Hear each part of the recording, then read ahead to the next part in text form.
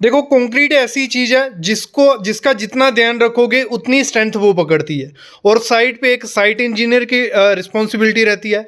घर की कंस्ट्रक्शन में आपकी रिस्पॉन्सिबिलिटी रहती है कि जो कंक्रीट हो रहा है वो सही तरीके से हो रहा है कि नहीं, क्योंकि उसमें कुछ चीज़ें आपको चेक करनी पड़ती हैं। 10 से 15 चीज़ें रहती हैं जो आपको इंस्पेक्ट करनी पड़ेगी एज ए साइट इंजीनियर भी और घर की कंस्ट्रक्शन में। तो वो क्या चीज़ें हैं वो आज इस वीडियो में आप सीखने वाले हो। कंप्लीट वीडियो देखना, उसके बाद आप जब कंक्रीट करोगे तो ये गलतियां आपके घर में नहीं होंगी। तो शुरू करते हैं आज का वीडियो। सबसे पहली चीज़ है, जहाँ भी पुराना कंक्रीट हुआ है वहाँ पे आपको चेक कर लेना है कि वो प्रॉपर से स्कैफोल्ड है, मतलब उसको प्रॉपर से तोड़ा गया है। फिर उसके बाद उस पर जो हमारा बॉन्डिंग एजेंट होता है, फॉस्फोरस का हो गया, सिक्का का हो गया, काफ़ी बॉन्डिंग एजेंट आते हैं, आप केमिकल पूछ सकते हो मार्केट में, वो लगा के आपको कंक्रीटिंग करनी है।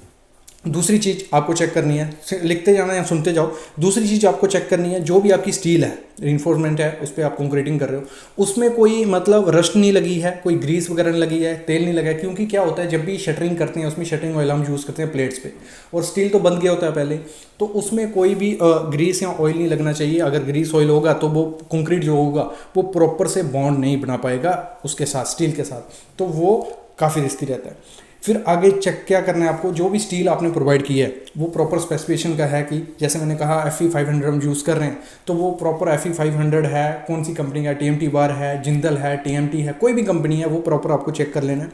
फिर आपको अगली चीज़ क्या करनी है, रिबार का जो साइज़ होता है, मतलब सरिया जो स्टील यूज़ कर रहे हो वो प्रॉपर डाया का है, उसकी जितनी क्वांटिटी मेंशन है ड्राइंग में वो है, प्रॉपर स्पेसिंग प्रोवाइड की गई है कि नहीं गई है, वो चीज़ भी आपको देखना है। अगली चीज़ आपको क्या चेक करनी है, जो भी लैप अगर आता है आपके स्टील में, उसमें 50D अगर आपको मेंशन है कि आपको 50D के हिसाब से लैप प्रोवाइड करना है। अगर एग्जांपल है हमारा 12 और 16 mm का सरिया यूज़ हो रहा है, तो 12 mm में 600 mm का हमें लैप मिल रहा है नहीं मिल रहा है, जहाँ हमारा 16 mm का 800 mm लैप मिल रहा है कि नहीं मिल रहा है, तो ये चीज़ भी आपको चेक करनी है। नेक्स्ट चीज़ आपको क्या करनी है, जो भी आपने बार प्रोवाइड किया है, ठीक है, उसमें मैं आपको टॉलरेंस बता देता हूँ कितना आपको एक्सेप्टेबल रखना होता है। अगर आपका बार है, स्पेसिंग 100 mm दी हुई है उसमें, तो अगर आपकी 115 mm स्पेसिंग मिल रही है, जहाँ आपको मिल रही है 90 mm स्पेसिंग मिल रही है, तो वो एक्सेप्टेबल होता है। क्यों एक्सेप्टेबल होता है कि IS कोड भी कहता है कि प्लस माइनस मतलब 15 mm अगर ज़्यादा है या 15 mm कम है, तो वो आपको स्पेसिंग में वो आपको एक्सेप्टेबल कर लेना है। और अगर हम कवर ब्लॉक की बात करें, जैसे हमने कल देखा कि 50 mm का कवर हमें प्रोवाइड करना होता है, फुटिंग में 50 से 75, हमने 50 किया था, अगर वहाँ 60 mm कवर मिलता है जहाँ हमें 40 mm कवर मिलता है, तो वो एक्सेप्टेबल होता है। क्यों, IS कोड कहता है कि प्लस माइनस मतलब 10 mm एक्सेप्टेबल होता है।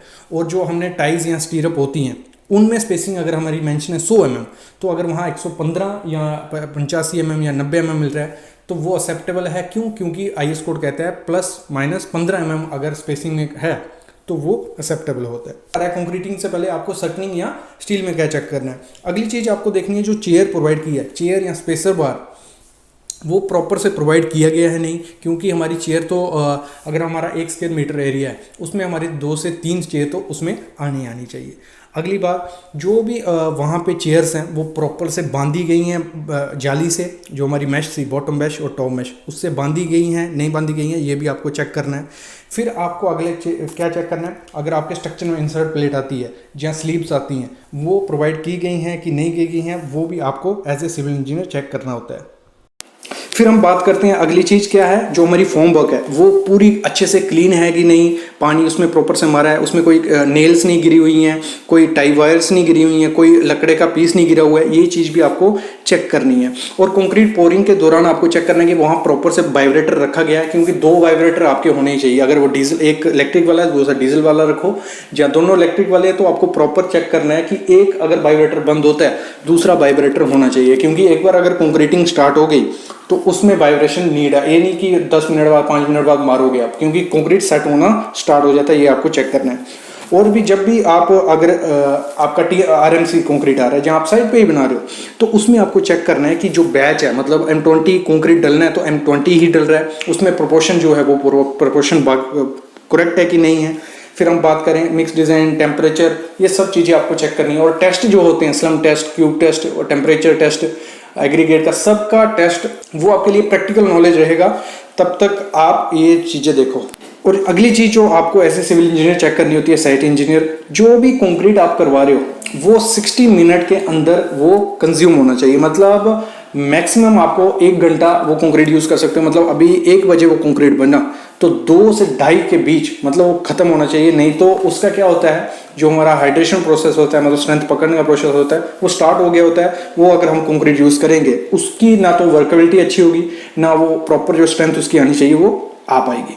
अगली चीज़ आपको क्या चेक कर लेना है, उसकी कंसिस्टेंसी, स्लम्प चेक कर लेना है कि प्रॉपर स्लम्प। अगर आपने कहा है कि आप हाई मैश वाली स्टील वायर यूज़ कर रहे हो, मतलब हाई मैश जाली है, वहाँ कंक्रीट घुसने की जगह नहीं है, तो उसके लिए आप स्लम्प ले सकते हो 100 से 120 mm आप स्लम्प ले सकते हो। लेकिन अगर आपका स्पेसिंग ज़्यादा है बाहर का, तो उसमें आप स्पेसिंग अगर 90 से 100 mm रखते हो, 80 mm आती है, तो वो एक्सेप्टेबल है। आपको स्लम्प चेक कर लेना है और प्रॉपर चेक कर लेना है कि वर्केबिलिटी है कंक्रीट की नहीं है, ठीक है। अगली चीज़ आपको क्या चेक करनी है, मेन चीज़ आपको करनी है, जैसे जो भी कंक्रीट आप करोगे, फ्री फॉल जो रहता है कंक्रीट का, जैसे आप सामने देख रहे हो यहाँ फ्री फॉल डिक्रीज किया गया। कैसे डिक्रीज किया गया, जो ये लंबी शूट बनाई गई है उसकी हेल्प से फ्री फॉल कम किया गया। मतलब अगर आप नॉर्मल मिक्स कर रहे हो तो 1.5 मीटर ऊंचे से आपको कंक्रीट नहीं फेंकना है, हमेशा ध्यान देना, 1.5 मीटर ऊंचे से कंक्रीट नहीं फेंकना है।